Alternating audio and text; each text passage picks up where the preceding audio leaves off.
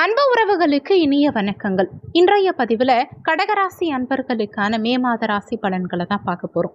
இந்த மாதத்தில் கிரகநிலைகள் உங்கள் வாழ்க்கையில் என்னென்ன மாதிரியான மாற்றங்களை கொடுக்க போகுதுங்கிறத தெளிவாகவும் விரிவாகவும் இந்த பதிவில் பார்க்க போகிறோம். கொஞ்சம் கூட வீடியோவை ஸ்கிப் பண்ணாமல் முடிஞ்ச வரைக்கும் முழுமையாக பார்க்க முயற்சி பண்ணுங்கள். வாங்க வீடியோக்குள்ளே போகலாம்.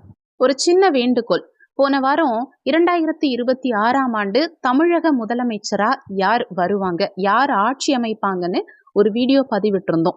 வீடியோ ஆரம்பத்துல ஒவ்வொரு தலைவர்களுடைய சுயஜாதகத்தையும் அலசி ஆராய்ந்து அவங்க ஜாதகத்துல இருக்கும் நல்ல விஷயங்களை, பாசிட்டிவான விஷயங்களை மட்டும் தான் சொல்லியிருப்பேன். ஆனா நிறைய பேர் அந்த வீடியோவை முழுமையா பார்க்காம ஆரம்பத்துல மட்டும் பார்த்துட்டு தப்பா புரிஞ்சுக்கிட்டு தப்பா கமெண்ட் பண்ணிருந்தீங்க. அந்த வீடியோவை ரொம்ப கஷ்டப்பட்டு டேட்டா அனலைஸ் பண்ணி கொடுத்துருக்கோம். ஆனா மக்கள் கிட்ட அது தப்பா போய் சேர்ந்தது கொஞ்சம் கஷ்டமா இருக்கு. அதனால தயவு செஞ்சு டைம் கிடைச்சா அந்த வீடியோவுடைய டிஸ்கிரிப்ஷன்ல 20:45 நிமிஷத்துல ஹூ இஸ் சீஃப் மினிஸ்டர்னு கொடுத்துருப்பேன். அந்த இடத்துல இருந்து வீடியோவை பாருங்க. மே 4ஆம் தேதி எலெக்ஷன் ரிசல்ட்டும் வரப்போகுது. ரெண்டையும் கனெக்ட் பண்ணி பாருங்க. நான் சொன்னது உண்மையா இல்லையான்னு உங்களுக்கே புரியும். கடகராசியை பொறுத்த வரைக்கும் புனர்பூசம் 4ஆம் பாதம், பூசம் 1, 2, 3, 4ஆம் பாதங்கள், ஆயில்யம் 1, 2, 3, 4ஆம் பாதங்களை உள்ளடக்கியது கடகராசி. கடகராசிக்கு அதிபதி சந்திர பகவான். கடகராசி அன்பர்களுக்கு இந்த மாதத்துல 9, 10, 11ஆம் இடங்கள் மிக வலுவா இருக்கு. 10ஆம் இடமான கர்மஸ்தானத்துல சூரியன் திக்பலமாகி உச்சம் பெற்ற நிலையில சஞ்சாரம் செய்கிறார். இவரோட புதன் இணைந்திருக்கிறது புதாதித்ய யோகம் அல்லது நிபுண யோகத்தை உருவாக்குது. இது தொழில் மற்றும் அதிகாரத்துல கடகராசி என்பர்களுக்கு ஒரு மிகப்பெரிய மாற்றத்தை கொடுக்கக்கூடிய அமைப்பு. லாபஸ்தானமான 11ஆம் இடத்துல சுக்கிரன் ஆட்சியா சஞ்சாரம் செய்கிறார். இது வருமானம் மற்றும் ஆசைகள் நிறைவேற மிக சாதகமான அமைப்புன்னு தான் சொல்லணும். பாக்கியஸ்தானமான 9ஆம் இடத்துல செவ்வாய் சனி இணைவு இருக்கு. இது யோகாதிபதி செவ்வாயின் பலத்தை அதிகரித்தாலுமே சில பொறுப்புகளையும் சவால்களையும் உங்களுக்கு கொடுக்கும். தொழில் மற்றும் உத்தியோகத்தை பொறுத்த வரைக்கும் கடந்த காலகட்டங்கள்ல வேலையில சுமை இல்ல மன அழுத்தம் இருந்தவங்களுக்கு மே 11ஆம் தேதிக்கு பிறகு நல்ல மாற்றங்கள் பிறக்கும். புதிய வேலை தேடுறவங்களுக்கு சாதகமான சூழல் உண்டாகும். விருப்பப்பட்ட இடமாற்றம் கிடைக்கும். பதவி உயர்வு 11ஆம் தேதிக்கு மேல உத்தியோகத்துல நிச்சயமா நிறைய பேருக்கு கிடைக்கும். சம்பள உயர்வுக்கான வாய்ப்புகளும் பிரகாசமாகவே இருக்கு.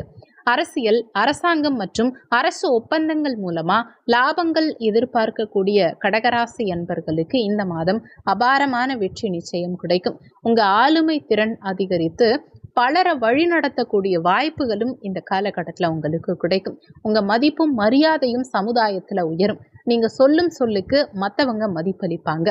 நிதி நிலைமையை பொறுத்த வரைக்கும் தனஸ்தானாதிபதியான சூரிய பகவான் உச்சபலம் பெற்ற நிலையில சஞ்சாரம் செய்யக்கூடிய அமைப்பு பணப்புழக்கத்தை சரளமா கொடுக்கும். குறிப்பா மாதத்தின் முதல் 15 நாட்களுக்கு வருமானம் மிக சிறப்பா இருக்கும். நீண்ட நாள் ஆசைகள் எல்லாம் இந்த காலகட்டத்தில் உங்களுக்கு நிறைவேறும்.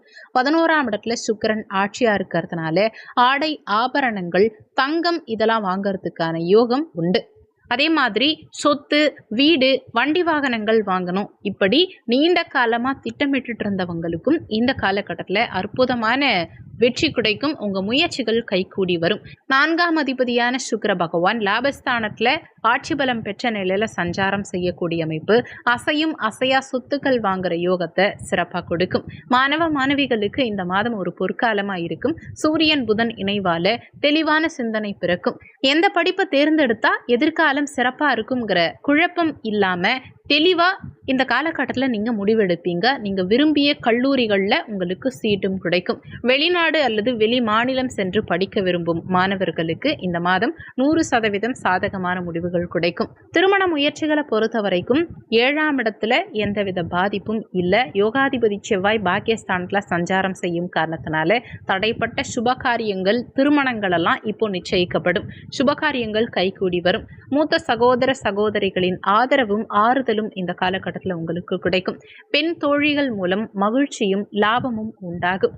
தாயின் ஆதரவு, தாய் வழி உறவுகளால நன்மைகள் கிடைக்கும். 2ஆம் இடத்துல கேது சஞ்சாரம் செய்யும் காரணத்தினால, அதாவது வாக்குஸ்தானத்து கேது உங்க வார்த்தைகளால சில பிரச்சனைகளை ஏற்படுத்துவாருங்கிறதுனால பேச்சுவார்த்தைகளில் கவனம் தேவை. தெரியாம எதையாவது பேசி உறவுகள் கிட்ட சிக்கிக்க வாய்ப்பு இருக்கு. குறிப்பா வாழ்க்கை துணையோட பேசும்போது கோபத்தை குறைச்சிக்கிட்டு அனுசரித்து செல்வது உங்களுக்கு அமைதியை கொடுக்கும். ஆரோக்கியத்தை பொறுத்த வரைக்கும் 8ஆம் இடத்துல ராகு சஞ்சாரம் செய்யும் காரணத்தினால உணவு விஷயத்துல மிக எச்சரிக்கையா இருக்கணும். ஒத்துக்காத உணவுகளால் ஃபுட் பாய்சன் ஒரு சிலருக்கு ஏற்படுறதுக்கு வாய்ப்புகள் இருக்குது. இரவு 7 மணிக்குள்ளே சாப்பிட்றது நல்லது. பழங்களை உணவில் அதிகமாக சேர்த்துக்கோங்க. காய்கறிகளும் நல்லா சாப்பிடுங்க. ஆரோக்கியமான உணவுப் பொருட்களை உட்கொள்ள முயற்சி பண்ணுங்கள். நேரத்துக்கு சாப்பிட்றது, நேரத்துக்கு தூங்குறது, இதெல்லாம் இந்த காலகட்டத்தில் உங்களுக்கு நல்லது. ஒரு சிலருக்கு கண் பல் சார்ந்த உபாதைகள் ஏற்படலாம். படிக்கட்டுகளில் ஏறும்போது அல்லது படிக்கட்டுகளில் நடக்கும்போது கவனமாக இருந்துக்கோங்க. கால், பாதம், தொடை பகுதிகளில் தசைப்பிடிப்பு அல்லது சுளுக்கு ஏற்படுறதுக்கு வாய்ப்புகள் இருக்கிறதுனால நிதானம் அவசியம் தேவை. பயண யோகம் இந்த மாதத்துல மிக வலுவா இருக்கு. 9ஆம் அதிபதி குரு பகவான் 12ஆம் இடத்துல விரயமோட்ச ஸ்தானம் அயன சயன போகஸ்தானத்துல சஞ்சாரம் செய்யக்கூடிய அமைப்பு.